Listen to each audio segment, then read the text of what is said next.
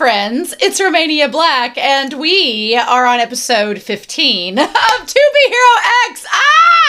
And I have lots of comments from mainly episode 13. Lots of comments from episode 13. As I'm recording this, episode 14 is about to come out on Patreon, and episode 13 is about to come out on YouTube. So most of these comments I'm going to talk about in the intro will probably be ones that YouTube addresses as episode 13 comes out on YouTube. So we'll just have to see. But I want to dive right into these comments because there's some really good ones. And we start out with Moon136U7R for episode 12 said, hey, I know it's a little early now. It's just halfway through the series. But which hero do you like most from episode 1 until episode 12? Or do you want to wait and see all the heroes to find out? Well, like I said in a previous episode that I discussed, I don't want to rank anyone until the very end, and we've seen everybody from season 1, because obviously I'm only on episode 15. There's probably going to be heroes that I've not met yet, so we still got to wait on that. I would say episode 12, this is pre-Lily Lolly Luo Lee, which we'll talk about here in a minute. This is pre-her. So I would say before that arc, I would say that my favorite heroes, definitely, I like Lin Ling. We start out with Lin Ling. I thought we were going to continue with Lin Ling, and then we didn't after 4 episodes in. But Lin Ling, and then I would say Queen. Lin Ling and Queen from episodes 1 through 12 are probably my 2 favorites. I like them the most. And I'm most intrigued by them because the series is keeping them a little bit closer to the vest, especially Lin Ling now that he's the commoner. If you argued that we've seen all we were going to see from Queen, I'd be kind of disappointed, but I could get it. But I like her character a lot. I like her powers. I like her drive. I like a lot about her. Now, that being said, I would say that right now, as of episode 15, my favorite characters are probably Lo Li and Lin Ling. I think they're my favorite. Queen's my number 3. Queen, she wouldn't be happy being bronze, but she's gonna have to deal with it. So I like Lo Li a lot. I like her character a lot. I like this arc a lot. This is probably one of my favorite arcs that we've gotten so far. We'll see what happens after it, but it's probably one of my favorites so far. I really ended up, I was being a little bit jaded since we came off the Lucky Cyan arc, and then we'd gotten into the Queen arc, and the Queen arc was so short with Boa. And then this arc, I was kind of like being a little bit skeptical, but I was pleasantly surprised. I really like this arc a lot. So with that being said, we need to dive into comments for episode 13 because we have quite a few of them. Ale for episode 13 says, I find it cute that both No-No and Rek had a pride flag somewhere integrated in their surrounding. Rek had rainbow magnets, while No-No has her pins look like the pansexual flag in her more casual outfit. A little bit of queer representation sprinkled in. I didn't notice that about the pansexual flag, but I see it now. And I'm like, oh, good. Good for you, No-No. Love that for her. Love that for them. Hopefully No-No has a better outcome than Rek. Just saying. Daewoo3YY for episode 13 says, I like that this arc demonstrates how those traits aren't mutually exclusive, and being cute, feminine as a girl doesn't mean you can't also be tough and intelligent, despite people not typically associating toughness and intelligence with femininity. That may be just Barbie Feminism 101, but I'm often surprised by how many people still associate femininity with weakness and infantility in 2026. You're not wrong. It's disturbing. I don't like it. But however, I do think there's something to be criticized about how the majority of female heroes in this show so far have their gender emphasized. The writers didn't feel the need to emphasize that Lin Ling and Yan Chong are men, did they? Lucky Cyan's the only woman whose gender doesn't seem to matter. I would argue with that just a teensy bit, because I think Lucky Cyan's gender has mattered because she's kind of infantilized in a little way, or she's like, well, she can't make it on her own and like all this stuff. I think she is a little bit stereotyped. I really do. I think it's more subtle, but I think it's there. I think that they kind of use her gender to play off the, well, you're the idol and like all that. Yeah, I think it's still there, but I think it's a very good point that, and that, congratulations for discovering feminism and gender studies, because that is literally part of the frustration I have as a viewer being a woman, is that I see, nobody questions Lin Ling or Yan Chong. Now, we'll say that there are male characters in media, male presenting characters in media that are told to be a man. They have to perform masculinity, things like that. So those things do exist, but questioning their gender outright is not something that you typically see as much as it is with female characters. It still happens though, so we can't say that it doesn't, because I'm sure anybody in the comics could find like a plethora of examples right off the bat to counter with, but if as a woman I notice it, so I get that. Jav Gamer for episode 13, along with No Cover and Tiny Truck, explained, I don't know if anybody has explained the minutia of her name, but from my understanding, her name in Chinese is Lo Li, which is anglicized as Lolly. So that's why she's referred to as that. In the dub, they decided just to refer to her as Lily, a nickname from her parents. So yeah, that was where I was getting confused at, because I was like, well, her dad's named Professor Lowe and she's Lolly. So the translation was just a little bit off, but that makes sense now. I like calling her Lily because it's easier to say, and I just don't like saying Lolly. And Lowly, if I call her anything, it'll be Lowly or Lily, but I don't like Lolly. I'm like, no. And then Day kind of expanded upon this and had a really cool post over on Patreon saying, others have already mentioned this, but I want to chime in too. Since you expressed discomfort with the name Lolly, I wanted to clarify her name is actually spelled Lo-Li, and that's also where the parallel nickname Lily comes from. Think Cheng Jiaoshi calling Lu Guang Guang Guang to tease him. So as far as I'm concerned, that's a link click reference, by the way. So as far as I'm concerned, the show isn't referencing the Spanish name Lolita, nor the Japanese term lolicon. Rather, her given name Li can be a Chinese word for jasmine, and the common family name Lo, which means to collect, which I think makes a beautiful name. I hate the idea of recoiling from a name in one language just because it sounds like something else in another language. I agree with that, and I appreciate you going into detail to explain that, because I was trying to wrestle with it in the last couple episodes, being like, I know there's probably a meaning to it, I know there's probably this, but my brain associates it with that, so it's been very discomforting, so it's good to have that reference. Also, Jasmine makes a lot of sense because her eyes are like purple. They're like the color of jasmine. So that kind of works too. So nice. But thank you, Day. I really appreciate you adding some cultural context to that, because that's very helpful. It helps my Western ass be more educated, which I'm all about. Kinju Storm, as well as Tiny Truck, said, I don't know if you noticed in the first scene, but Lowly loses her muscles because those around saw him as a cute girl and wouldn't be able to lift as much weight. Therefore, she loses the muscle mass that she gained, which is why her arms shrunk. Two things about this. One, that is body horror, and that's terrifying. And Tiny Truck made up a good point of like, I can't imagine working really hard to gain muscle, and then just because someone's perception views me as weaker, I immediately lose that. That's terrifying. I hate that. Also, one of my, again, this is a Calamity Corner thing, and I'm just putting it out there. Y'all just know that I'm going to be honest with you.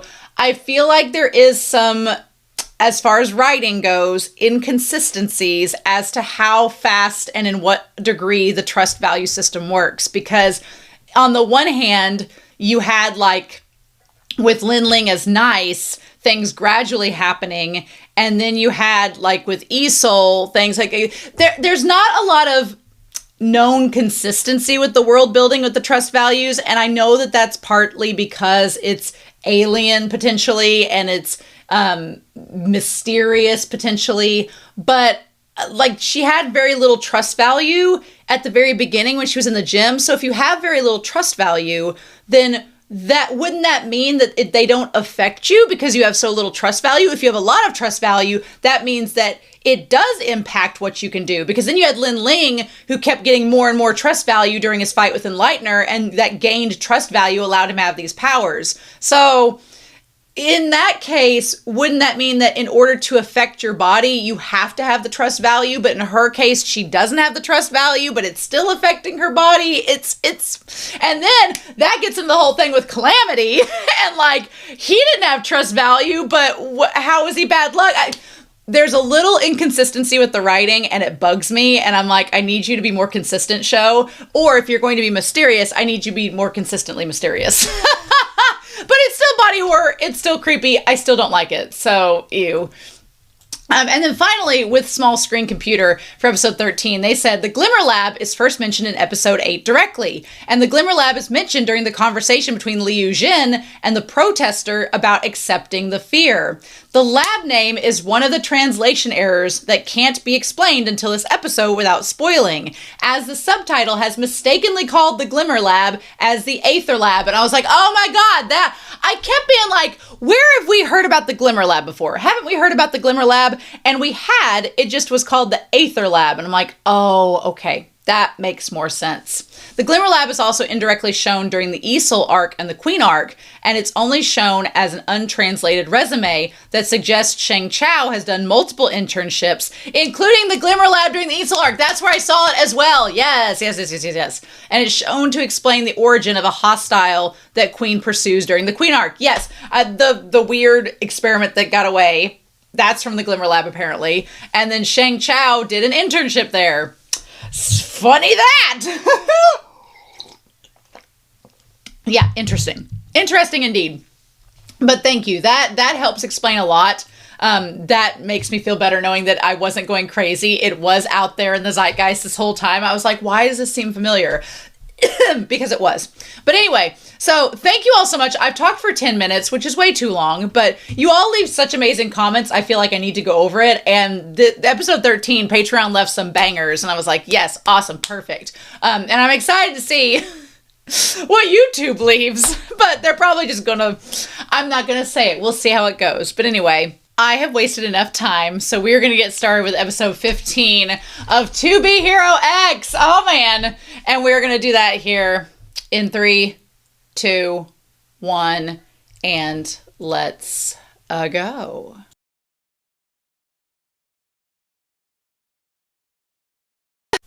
Oh!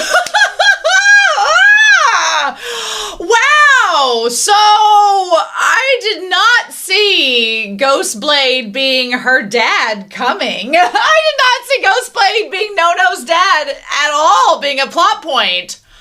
That's wild. Okay. One thing I want to say first off, right off the bat, is that I appreciate this show handles aging very appropriately because, I mean, we can assume that maybe we don't know exactly how old Ghostblade and his wife were when they had No-No, but probably around 20, 21-ish. So if we're assuming he was like in his early 20s, she's 18, and we find out that she's 18 in year 39. So by that point, if let's say he was 20, he's only like 30. He's my age in this current timeline, which the fact that he's could be my age and has an 18-year-old daughter is very scary. And I'm like, oh, cool, great. So that's interesting. But yeah, I appreciate that they didn't just draw him looking like a withered old man. He looks like a 38-year-old, which I'm like, yes, that makes sense. And the wife looks like that too. So this episode is honestly maybe one of my favorites so far in the whole series. I really like episode 15. I really like this episode a lot. I only have 1.5, 2-ish issues with it, but that still doesn't stop it from being one of my favorite episodes. And immediately, Ghostblade is like one of my favorites now. I love Ghostblade's character. I'm kind of like, oh, and the thing is, I was getting kind of like unsure about the tonal shift in this episode because the tone, it kind of rides all over the place and it goes from being super serious to like intentionally comical, and I'm like, the whiplash of tonality in this episode is kind of all over the place. But then you look up what affective disorders are, and you're like, oh, well, that's why. It's tied to the entire theme of the episode itself is about, the episode's called Affective Disorder, which Ghostblade has, and that's tied into it. So we kind of need to understand what affective disorders are to really get into the title of this episode. So essentially, I'm looking this up through ISAD.org, which is literally a group that is about the International Society of Affective Disorders. So I'm going straight to the source on this, saying that affective disorders are it's a mood disorder. It's a noun, saying any of several psychological disorders that are characterized by abnormalities of emotional states, including especially major depressive disorders, dysthymia, as well as bipolar disorder, also called affective disorder. So the fact that the tone seems in this episode a little bipolar is by design and intentional, because that literally is tying to Ghostblade's character in its entirety. So there are a lot of types of affective disorders. including but not limited to unipolar depression and its variants, which include postpartum depression, atypical depression, seasonal affective disorder or SAD, bipolar disorder, dysthymia and cyclomythia, generalized anxiety disorder, panic disorder, phobias including agoraphobia, as well as obsessive compulsive disorder or OCD, and post-traumatic stress disorder, PTSD. And Ghostblade definitely seems like a poster child for affective disorder because he goes through a lot of the symptoms and the way he reacts to things and his kind of detachment from emotional states and him not understanding emotions quite like the people around him and then not being able to change, but then hyperfixating. It's all part of that. And I think it's really interesting to see his character presented in this way. So we're going to talk about that, but there are several types of mood disorders: major depression, bipolar, also known as manic depression, dysthymia, and cyclothymia. Symptoms of major depression include feelings of sadness, loss of interest normally in pleasurable activities, changes in appetite and sleep, loss of energy, which he doesn't seem to show a change in appetite. That man eats throughout this whole episode. Loss of energy, problems with concentration and decision making. Episodes of dysthymia resemble depression but are milder and often last longer. Bipolar disorder is characterized by alternating cycles of depression and mania. Symptoms of mania include elevated or expansive mood, inflated sense of self-esteem or self-importance, decreased need for sleep, racing thoughts, or impulsive behavior. Episodes of hypomania include shorter in length and are less severe than mania. Cyclothymia is marked by cycles of low-level depression and hypomania. The diagnosis of affective disorders: women are twice as likely as men to experience major depression, while bipolar disorder occurs equally between men and women. Although the onset of these disorders can occur at any age, many individuals experience their first episode between the ages of 25 and 44, which is crazy. The fact that these things can naturally occur in your body when you're like almost middle-aged is wild to me. The human body is an enigma, and so that's interesting. But yeah.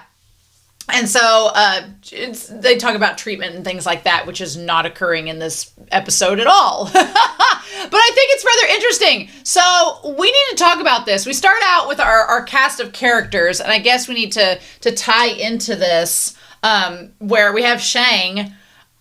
Okay, here in 3, 2, 1. We start out with Shang. Shang is introduced before we get to Ghostblade. And we start out the episode with him basically performing an assassination.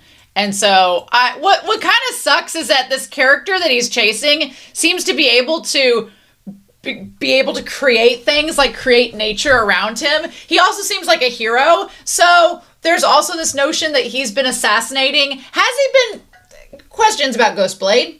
Ghostblade's been taking, we're going to put in quotation mark, jobs for the Mighty Glory Company, which Mr. Shang originally was the CEO of, and he's the one that hired Ghostblade. And then this was also, we find out, in year 19, when FOMO was created by Mr. Zack, and so the timeline's getting a little expanded here. And then Mr. Shang left Mighty Glory, and Mr. Rock took over, old Uncle Rock, and he seems to have not changed much of the MO for Ghostblade. But the idea of the jobs that Ghostblade was doing were basically assassinations of heroes. That leaves a lot of questionable considerations to be taken into account, like why are we killing this hero? What is going on? Why are we doing these jobs? What is happening? But he had these set of beads right off the bat, which is interesting that he had these beads and Ghostblade ends up taking them from him. And he says, let him go. Please let him go. Until we saw him with his wife, I was like, which, I'm not going to erase bisexuality. Happy Pride Month. Like Ghostblade being, if you told me Ghostblade was just pansexual and he just didn't care, I'd be totally down with that. But for whatever reason, the beads that he has were taken by Ghostblade, and there's this phrase, let him go. So I don't know maybe we'll find more out about this hero. Why did he take the beads from him? Why did he hold on to them? What was his mission? Why was he assassinating him? They clearly make a point to show that this assassination did have an effect on Ghostblade, but we don't exactly know what the reasoning behind it is. It's left up, and it's very mysterious. Although the blood on the flowers, it was a little on the nose, but I'll take it. Shang was my 175th target every time I completed a mission. And, okay, he has the beads there, so maybe they both had the beads, or maybe it was just him. Maybe they were just his beads. I would enjoy the brief moment of silence following extinguishing his life. I mean, he's attractive. Ghostblade is a very attractive character. But his whole thing is wanting silence. Man, be careful what you wish for, right? So he wants that silence in his life, but the trust value that he has translates to people believing he is silent. And we've never heard him talk. So that aspect of the body horror is kind of crazy to me, because he wanted things to be quiet and he wanted things around him to be silent. And the people that watched him believed he never talked. And because they believed he never talked, he actually can't, which is inhibiting him from communicating, which is crazy. But we're not going to save this for the Calamity Corner. Can I just address the elephant in the room with all of this? This man is literate, right? Like, this man has the ability to write, right? I feel as though people watching this show who have the inability to speak would look at this and go, you got a piece of paper? You got a text message? Can you not communicate by writing out what you say? That's my only thing, because like when Uncle Rock and Professor Lowe at the end are like, Ghostblade can keep a secret. I'm like, yeah, sure, if he can't talk, but what about sign language? What about writing out the secret? What are you talking about? Like, that, he could tell if he wanted to. Verbal communication isn't the only way we communicate in this world. I was just like, what? And then the whole thing about him not being able to reach out to his daughter, it's more complicated than that. I understand that. But in the same vein, I'm like, if he really wanted to communicate with her, there are ways in which he can do that. And I say that because I coach a team, and there was an estranged father of a student that I coached on the team. And the estranged father, who, it was kind of a similar situation like this, except that man was not, having experienced that man, he was not nice like Ghostblade, in the sense that Ghostblade is nice. Not the hero nice, but a decent person. This man was kind of a little bit off.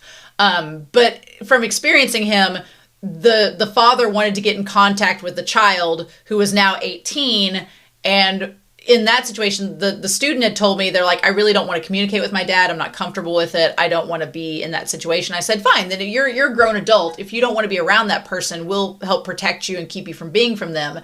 But the dad would go online and comment on photos of our team. They showed up at events and we had to escort him off the property. But there was not just verbal ways that the dad was trying to communicate and reach the kid. There were other ways as well. And throughout the whole episode, even though I get where Ghostblade is coming from, and I get that the mom doesn't want him interacting, and she's told No that her dad is dead. The dad is dead bit now is like, oh, so No has been told that her father is dead, which is what a bizarre choice by the mom, because her dad is like a superhero, so he could very well, if he wanted to, publicize that. And I get why he maybe wouldn't, because he wants to protect his daughter, but that's kind of a shitty move on the mom's part. Like, you can't just, and I get that the mom is maybe trying to protect No from her father because he's an assassin, and that is, dangerous and would put her in harm's way. But I'm also like, I don't know how I feel about that. I don't know how I feel about the mom's choice in doing that and saying that her dad is dead. I don't know how I feel about that. It is clever because it ties into the whole ghost name and Ghostblade, but I'm kind of like, I don't know how I feel about that. That's just, ugh. But I kept thinking the whole episode, I was like, why don't you just try to communicate with her? Why don't you write her a letter? Why don't you just say, hey, I am alive, but you could be put in risk by knowing who I am. I just want to let you know I care about you and whatnot. Again, writing-wise, there are ways you could expand upon this that are just deliberately not chosen to do so, and the writers are just like, well, we're just not going to do it, and maybe the audience will be forgiving. I don't know, and maybe there's more to it and the show hasn't elaborated on it. Maybe we'll find out in this episode. But one thing that I do think is really interesting is, why doesn't this kid talk? He's been like that since he was young. Maybe he has some kind of problem.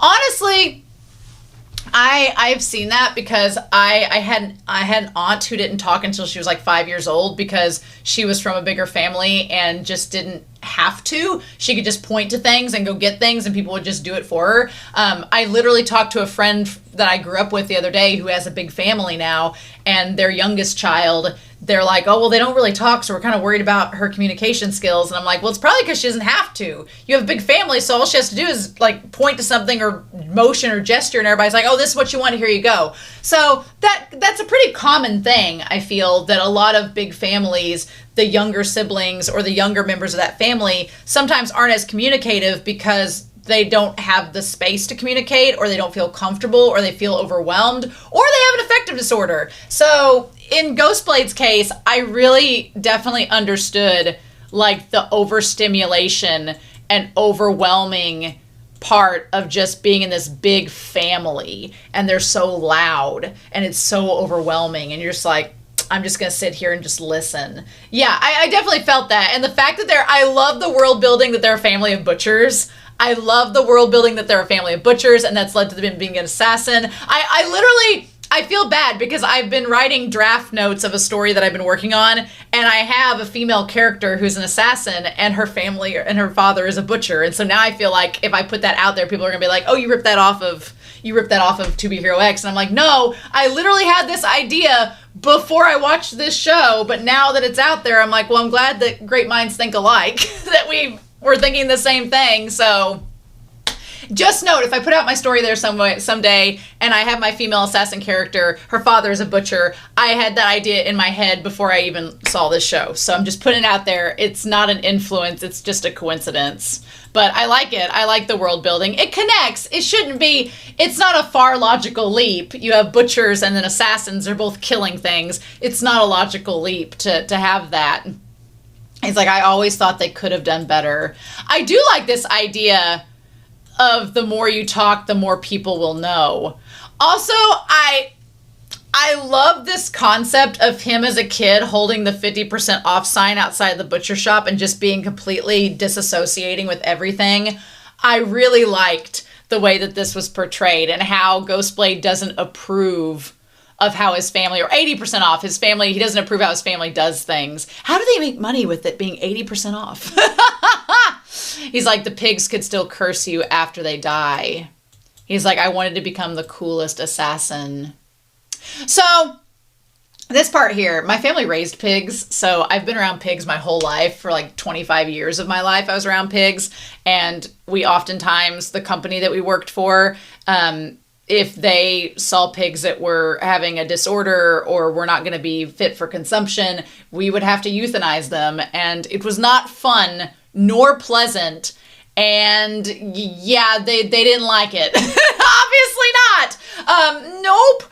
Because like most mammals have, and that's kind of like where I came up with that character idea, because I grew up on a farm and we'd have to do that. I did not euthanize the animals. My brother and my father did, because I was like, I couldn't do it. I was like, nope, I can't do it. But they have nerve endings in their hair follicle and skins, and they're triggered when they experience pressure and touch. When triggered, they release endorphins and oxytocin into the body, which relieves pain and promotes relaxation. I don't know. I've watched my father and brother have to kill a pig, and when they touched it or moved it around, don't know if they quite had that reaction, but it makes for good storytelling. It makes for good storytelling. It's not that I was trying to diminish the pain. I just couldn't stand the noise. I do love that concept that him like being like very calm and methodical in his killing wasn't to make the victim feel better. It was so that they'd shut up so he could just get it over with. That's wild. That's crazy. And I called him a serial killer in the reaction, but it really is like, I do kind of like the nuanced take that this show does of giving him such personality and such reasoning as to why he does the things that he does and why he pursues the path that he does. Like, it's such a cool backstory, and it's really complex and layered, and I appreciate that about it. And he's always like eating too, which kind of adds to like, you know, usually when there's a character that's killed something or has experienced that, they don't want to eat because they see the product in front of them in the process. But he doesn't care. He just views it as part of life, like part of the cycle of life. And then Year 19, a program called FOMO appeared. So it says here, went to a restaurant I frequent and saw this handsome guy. Does anyone have his contact info? He looks like a regular at the restaurant. I'm like, that's harassment. What are y'all doing? Like, leave him alone. Striving to become the hero in everyone's hearts. And they're like, little girl Zhao Linji, I found that he works at a butcher shop. Like, this person is a stalker. I snuck a short video of him. The boss gave me 5 pounds of whatever is in this video. How could you gain trust from total strangers? Hot pot with no cilantro. He's so focused when he's butchering meat. His knife work is experienced with a quiet demeanor, professional skill. I'll become a repeat customer. So yeah, he gains all his popularity because he's like a hot butcher. And they call him a silent killer. Doesn't this look like professional photography? I found out that when he's not busy working, he likes to spend time daydreaming, the cool kind. So I snuck a video of him. I did tell him in the end, and he agreed to take a selfie with me. I feel like silent killer. Ooh. And so then we have like just the things, the titles he gets. Another day of looking at the cute guy. Boss, pack up all the meat. Us girls are buying everything. It is kind of... It's like not long after I became the biggest laughingstock. Like, you can tell Ghostblade doesn't like this. He doesn't like the attention. He doesn't like the noise. He's just trying to live his life and do his thing. And there is a commentary here about kind of like celebrity culture and boundaries and people not adhering to those boundaries and just kind of being over the top and uncomfortable with it, because I felt bad for him. Like, he doesn't want people around him. He doesn't want to do any of this. But he's just trying to get by and people are, you know, harassing him. And it's kind of sad to see. Like, I don't like it. And he's like, my trust value kept growing. I saw my trust value continue to increase. And I realized how easy people were to deceive. But who was doing the deceiving? Because that's the thing. He's like, these people think they know me. And they believe this about me that's not true at all. They just assume this and believe it so easily. But then he's like, you know, I'm not trying to deceive them. I'm just trying to do my job. But who's manipulating? Who's the one pulling the strings? And I like Ghostblade kind of challenging and questioning, like, where does this all come from? Like, who's controlling the network? And do these people even realize that they're being deceived in the moment? So he says, perhaps the majority of people were like me, lonely, yet yearning to enjoy solitude. That's such a relatable feeling. I feel like a lot of us can, I myself included, can relate to that. I'm an introvert at heart. Like, I love my solitude. I like being able to work here in this office and do reactions and be by myself. Like, I enjoy that. I get a lot of energy from it. But my job requires me to be an extrovert and to talk and communicate all the time. So you have to kind of balance that. And it can be lonely. It really can be. But at the same time, you kind of want that solitude. And I love the parallel where he's like an adult here. And I love his hair kind of has like the ghostly gray to it, you know? No Nose has that as well. But like, I love he goes from being a kid sitting there and everybody's like, what a weird kid, to now he's being celebrated for it. And they're doing the Neon Genesis clap for him. And it's still just all this noise. Affective disorder. I felt bad for him. And he's like, the faster my blade, the more difficult it was to talk. Because he's just focused on that. Which again, ties to the whole, you know, ties to the whole hero thing of him not wanting to talk and people believing that. So this is interesting. Mr. Shang, old Mr. Shang here, Mr. Shang here, I want to talk about him real quick because he's younger. Like, this is a little, like, around year 19, I'm assuming. And he's like, do you want to become a real hero? And I think the only thing that was appealing to Ghostblade at the time was that if he became a hero working for the Hero Commission, he could leave home and be away from all the noise. Like, that was the appeal. That's why he wanted to do it. And he's like, sure, I'll get right on this, you know? Mr. Shang is interesting here. Like, he has his little, he doesn't have, this is before he loses his son, obviously. But he has this, like, interesting little logo on his thing, the black gloves. The black gloves remind me of what X wears, which is curious. But yeah, and he has the red and black, which X has the white with the black and red pops of color. I don't know. He doesn't look anything like X, though, so he also has the soul, but he doesn't look like anything like Shang either. Interesting. I mean, Mr. Shang is handsome, don't get me wrong. Curiouser and curiouser. I don't know what to make of it. So yeah, the family's like, oh, you left. And he's like, bye. So in year 20, he left the crowded butcher shop and went to go be his own person. I love the look of the trench coat. Like, Ghostblade has amazing fashion. He looks amazing. He's very hot. I could see why someone would be attracted to him. His personality just made me go, when he first said he got married, I was like, but your personality does not lend to you ever wanting to get married because there's noise. But the show surprises us. Also, I feel like him saying, I took the coolest name, Ghostblade. I feel like that's such a, he's maybe like 19 or 20 years old at the time. That's such a kid thing to do. Like, it's, I took the coolest name. Like, that shows his youth in that moment. So yeah, I never searched for any information on my missing targets. So we got this one thing. It says assassination mission, and we have Shang's info there. And it says mission details, but I can't read that. Those of you that can read Chinese, if you can tell me what this screenshot says, because it is information that is given to us on the screen, I just can't read it. If y'all can read that, I would love to know what it says. Because I knew that they were definitely the ones in the wrong. That feels almost like projection in a way, where he's like, I didn't ask about my targets because I knew they were in the wrong. I'm like, or because you didn't want to have to think about it. Because if you think about it, then you question if you're doing the right thing or not. And that leads you to hesitate, which leads to bring up all these complicated things. And so things he believes are wrong. Greed. Weakness. We'll go through this. Greed. Weakness. And then he says violence, which is interesting. So basically him just saying like he just wants to get the job done and be quick with it and not, just be violent for no reason. Lying. I'm like, and you're with Uncle Rock? Are you sure about that? Are you sure you should do that? Betrayal. When he was going through this list and then we had the wife leave him, I was almost wondering why he didn't attack her, but that just kind of goes with his character as well, proving that and knowing too much. Which he kind of breaks his own rules because he gets too much info on his daughter, right? Interesting. So he's like, Shang knows that it's not me who wants him killed. So I hope he won't curse me in his death. That kind of goes back to the pig thing. He's like, I want to make it swift and quick because I don't want that pig to curse me.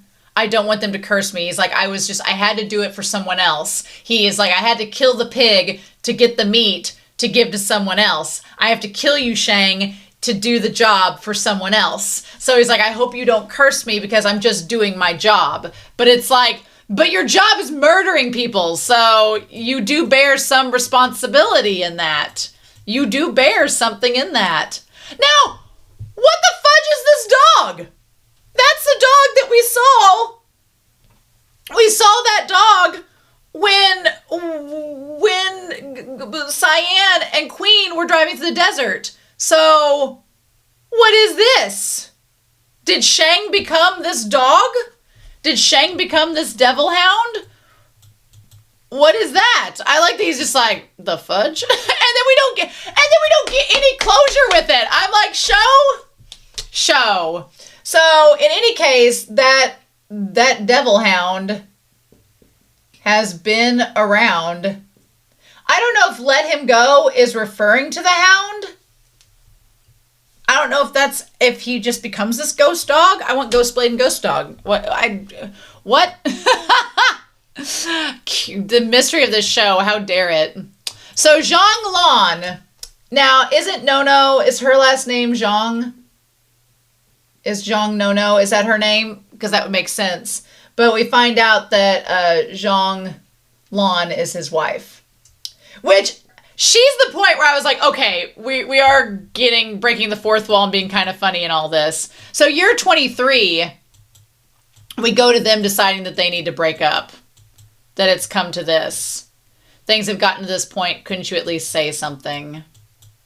So we find out that she was a hostage, and it was in the alleyway that he meets Lo Lee. I really like the way that they animated this scene of him going after the guy, and then when he takes the hostage, this whole time, I've been like, how did this man meet this woman and get married to her? But I love what this show does, not only in showing that people who are capable of violent acts and murder are also capable of love and falling in love, but also that him with this affective disorder that varies his mood so much and makes him feel like he can't be emotional, he does experience love and he does experience attraction, and he sees her and her calmness, and like, I love that it's like love at first sight. He's like, her calmness and disassociation gets his attention immediately.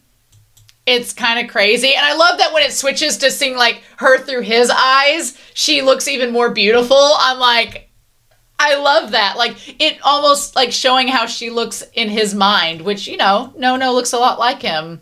I just Ghostblade in love. That's the part I was like, oh, I kind of like this guy now. Like, you see, like, you can connect with him and his emotions. And then he just kills the guy, and she just walks past, and he's like, hey, like, just completely walks past on her phone, and then they get together. I love that she's on her phone the entire time. Was she on her phone during sex? Apparently, because she was surprised when she was pregnant. I'm always surprised when people are like, oh my God, I'm pregnant. I'm like, what? Well, you participated in an act that bears that possibility at most times, unless you're like syncing up calendars and stuff. So yes, it always amazes me when people are like, we didn't know it was going to happen. I'm like, there is a very distinct process by which that happens, and how you didn't know. I mean, married couples, like when married couples are like, we're so surprised. I'm like, you've been having sex. I don't know if you knew that was a byproduct or a possibility, but like, what? I mean, unless someone's going through like struggles with infertility, then that surprise is very warranted. And it's like, oh my gosh, great, amazing. You didn't think it was possible and it happened. But if it's just people who just were having sex and they're like, pregnancy? Didn't know that was a possibility. I'm kind of like, what? But we're going to talk about that moment because I think there's more to it than that. It just is surprising. But yeah, I love that he just gives her the burger, and like, that's their romance. Wasn't just sweet nothings. It was a silent mutual understanding. He looks so much bigger than her in that moment. He looks so huge compared to her. I do love the splatter where it's like the horror movie and the blood splatters make the heart, and then she puts her head on his shoulder. Like, that's so sweet. And she seems like at the time she was exactly the type of person he would fall in love with, because she wasn't loud, she was quiet, she was understanding, she got him, it like worked. The part that got me was when during the wedding, she's on her phone. The preacher's like, and he checks the phone and she says, I do. Like, she didn't want to speak to him. That part was amazing. That was like breaking the fourth wall. I loved that so much. But yeah. And then they get together and it's perfect, and she has a health scare. They're both on their phones going back and forth. And then the woman says, by the way, congratulations, you're pregnant. And that's the moment she put her phone down for the first time. And he's like, oh, what? I like how he looks really like kind of needing some sleep there. We see him in the light, right? But also, No has his eye color. His eyes are kind of brown, and she has his eyes, too, and his hair. And this kind of just shows that the concept of a big life-changing event can change you as a person, and how normalized that is. And I appreciate the show showing how normal that is, because, yeah, you know, as we age, people change. Like, especially when people get married super, super young, I kind of get a little bit nervous for them, because I've seen it work out great. I've had friends that got married young that they're still together and their marriage has been wonderful. But I've also seen people get married super young and they change. You change sometimes as a person. You change like as you mature, as you get your job, as you change jobs. But as a big major life event happens, sometimes people, like a child entering your life is a major life event that changes every dynamic around you, because it's not just you two anymore. Now there's this other life involved that you have to pour all of this energy into, and it can create tension and stress, and it can also create wonderful things too. But if you've had this type of relationship and then this third factor is brought in that dramatically shifts that, it's a big deal. And for her, I like that it shows, like, and the theater lights suddenly turned on, like the movie was over. Like, I like that you see, like, it's the two of them with the screen between them. Yep, so Wang, no. I don't know why her last name is Wang, because her last name is Jean. So did the wife remarry? Did the wife remarry and then he died? I don't know why her last name is different than Jean. But maybe, is his last name Wang? Maybe? I don't know. I think one thing that is very interesting is that, so here where they're having the conversation is near the bedroom, is in their house. And she's like a toddler at the time that this is happening. And I think that it's interesting that he keeps the room the same. He tries to, like, not move forward. He's trying to, like, hold on to the past and try to figure out what to do. And she's like, I want a complete family now. She's like, I changed myself, and I believe that you can too. So, again, talking about how family dynamics can change. She's like, now that we have a daughter, she's like, I want us to be a family. She's like, I'm ready to make that switch.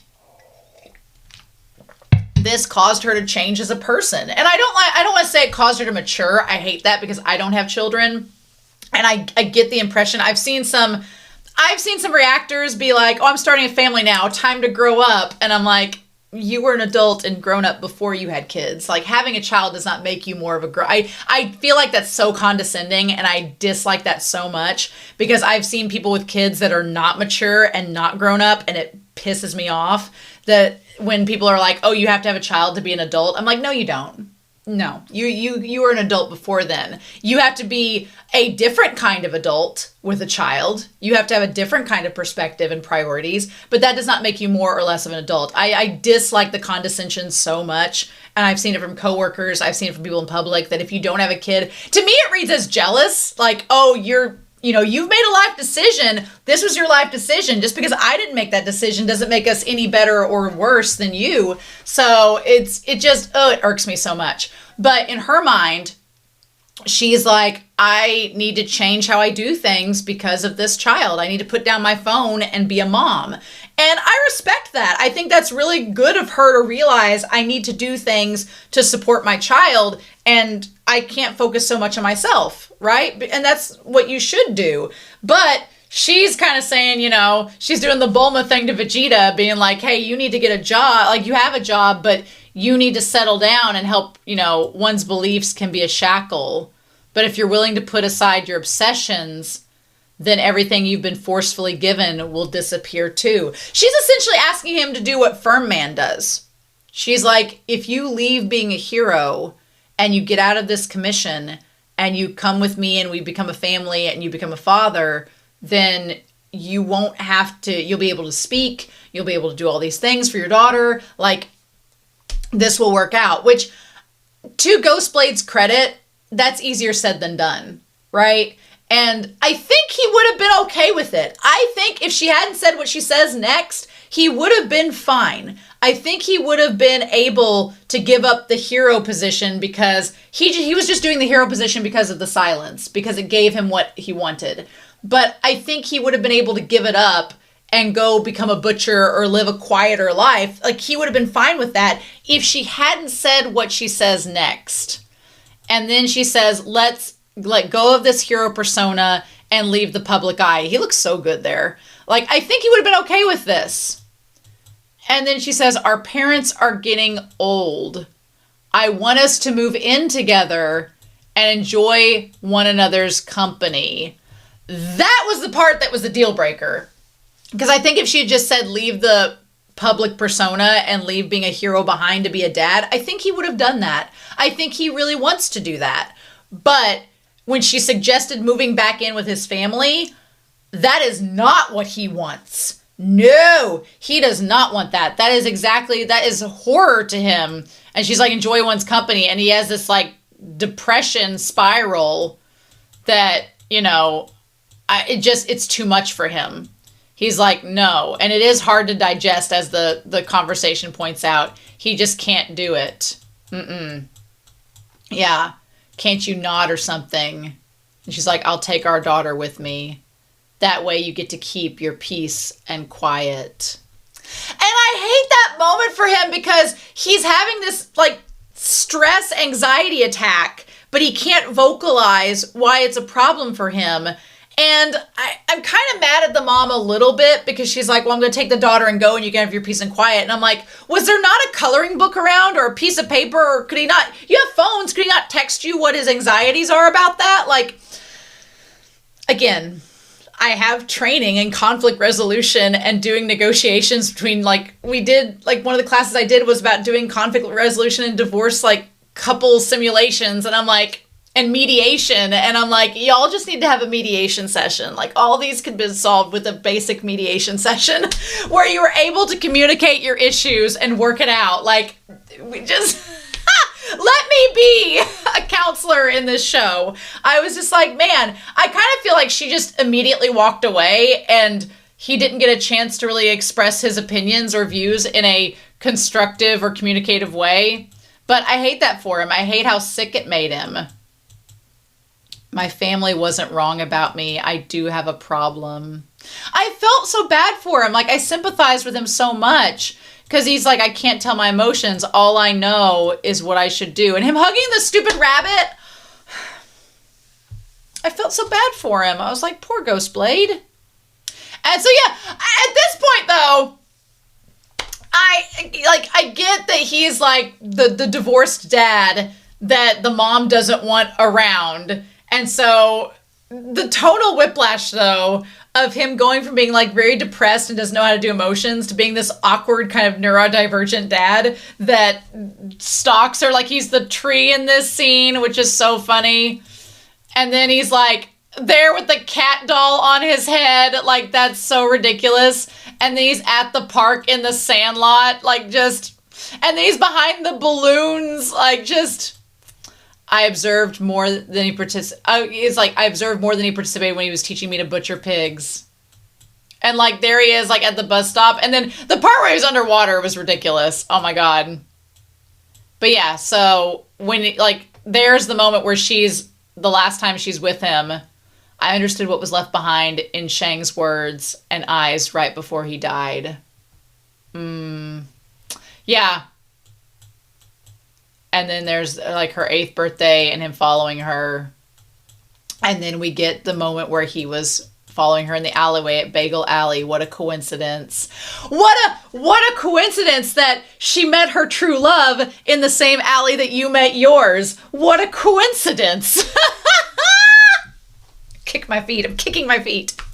I really like seeing this from his perspective though, because from his perspective, he doesn't get that he's the creep until the phone call. He doesn't get that he's the creep. He thinks that Lo Lee is the creep that's trying to hurt her, and that's why he attacks. So seeing this from his perspective makes things make so much more sense. I'm like, oh, now I get why he's thinking that. And he's so adorkable. Like, it's kind of like, it's hard. Like, what I like about Ghostblade so much is that he's this stoic, serious, like, moody person and so disassociating from everything. But then in the same breath, he's being this adorkable dad that's trying to like follow his daughter around and like figure out what she's doing and all of this. Like it's very endearing. I feel like Ghostblade is very endearing. And I think I love him for it. I'm like, oh, Ghostblade. But yeah. And so the way they animated the fight between him and Lo Lee again, like it was from a different perspective and it was done differently. Like I really liked it. I was like, usually I'm not a fan of recaps, but in this sense, I really enjoyed it. And then he's like, what's going on? Why is this a girl? He's like, what are they doing? Did I misunderstand? And for him to be like, oh, I'm sorry. Like, for our little, like, neurodivergent, dorkable dad, him to be like, maybe I was wrong. Like, it makes me want to give him a big old hug. At that moment, the words said to me by Zhang Long came to mind. Where it was like, she's 18. That means she's a legal adult now. She's already an adult, and you picked that as her birthday present.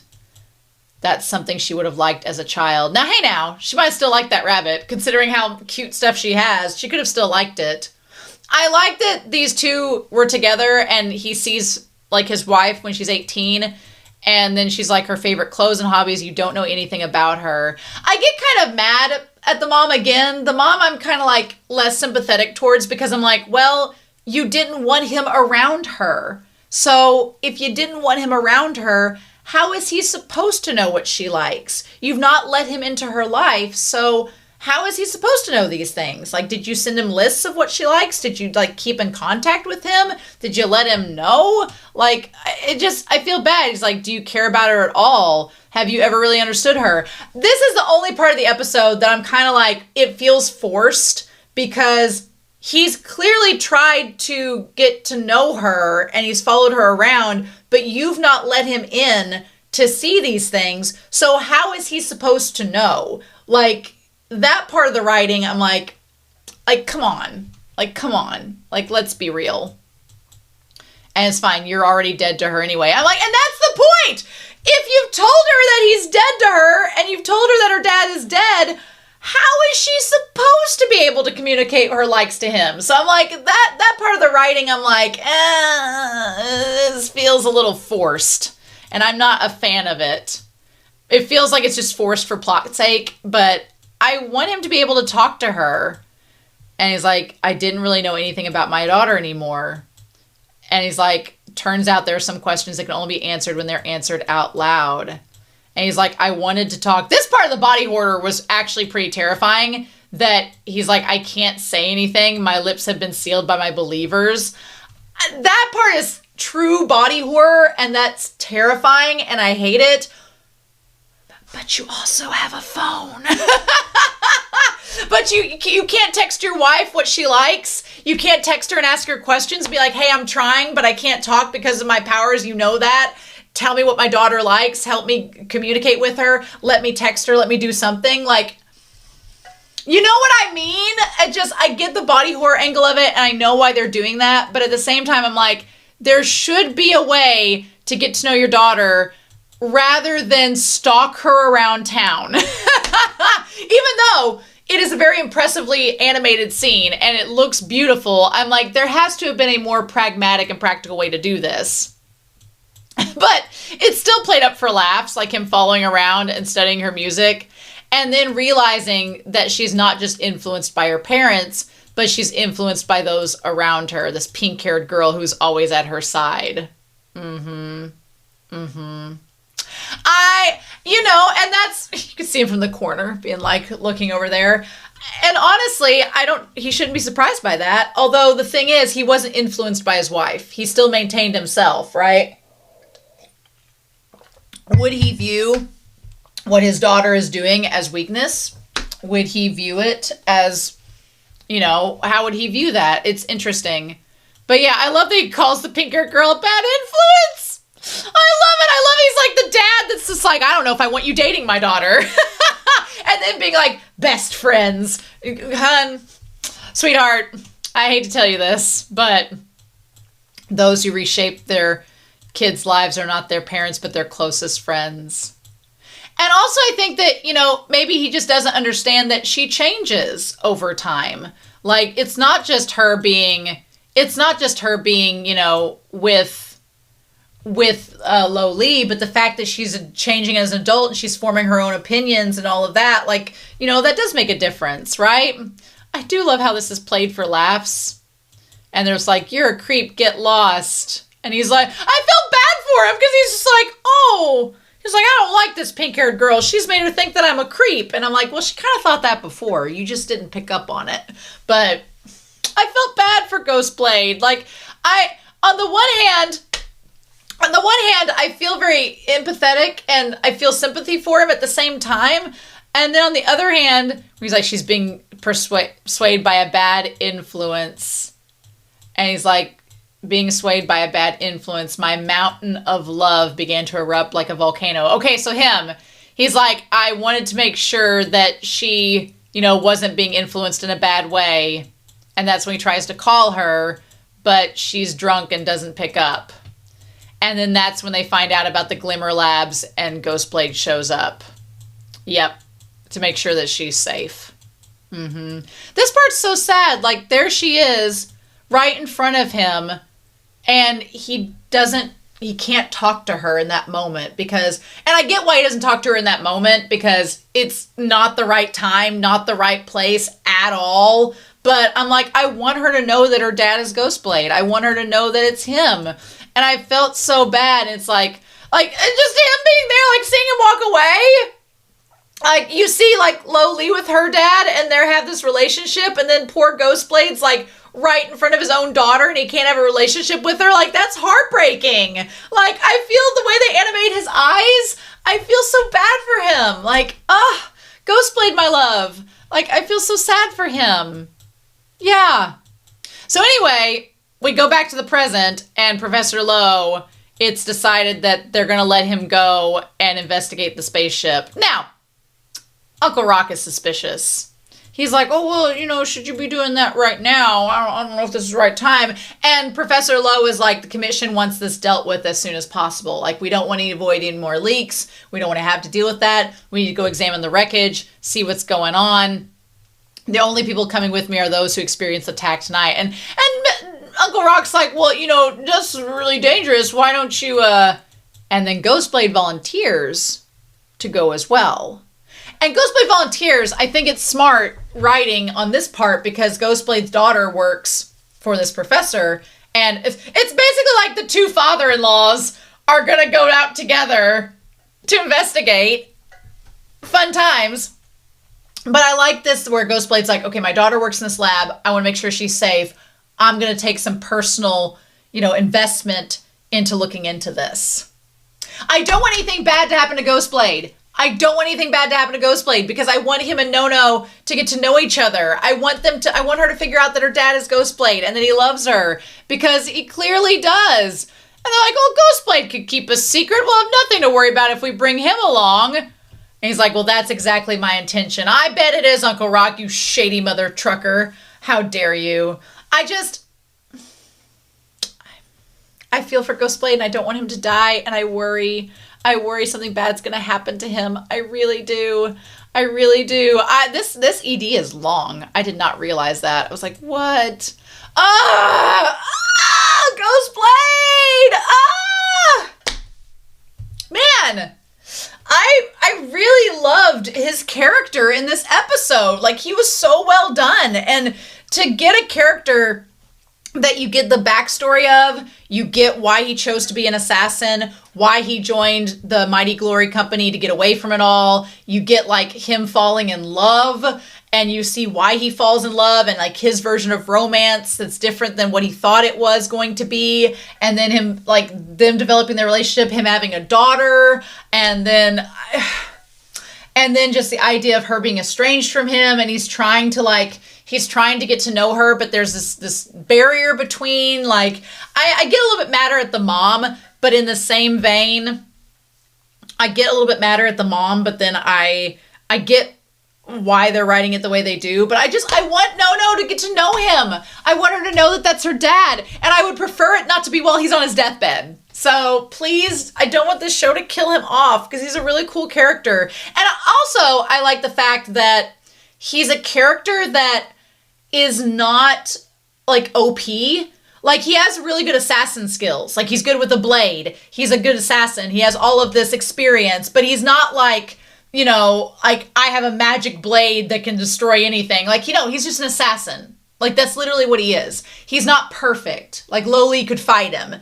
And, which is impressive on Lo Lee being able to fight him, honestly, with all of his experience. But I like him as a character because he's not OP. He has a very relatable backstory to a lot of ways. It's very unique. It's very intriguing. I like the connection to affective disorder and that representation. And then he's also like this estranged father who's trying to reconnect with his kid and prove his love. And it's just really cool. And encapsulated all in this one episode was a lot of fun. And this is maybe like, is Ghostblade my favorite hero now? Maybe I like Lo Li a lot, and I like Lin Ling a lot, and I like Queen, but Ghostblade may be my new favorite. I don't know. We're going to see what we get with him with the rest of the series, but this episode's definitely in my top 3. I like this episode a lot. I like it a lot. And I don't think we're done with this arc. I think we're going to connect back to the spaceship at some point and back to the fear thing and stuff. I don't know if we're going to continue that next week or if we're going to start a whole new arc. Knowing this show, we'll go back to Lin Ling at this point and it'll be like, what? But I'm really excited to see where this goes to. But honestly, episodes 13, 14, and 15, these 3 episodes have been 3 of my favorite. I think this has been one of my favorite arcs. I liked this arc. It took me a hot second to get into it, but I really like where it's going. So, and I've at this point talked for about an hour about the episode. So, but anyway, I'm very curious to know your thoughts down below. I'm excited for episode 16. I don't know about the rest of y'all, but we'll see when we get there. And in any case, I hope you all have a wonderful week. Please stay safe, take care, and yeah, let me know your thoughts about Ghostblade down below, and I'll be back next week with more of To Be Hero X. And I'll see you then.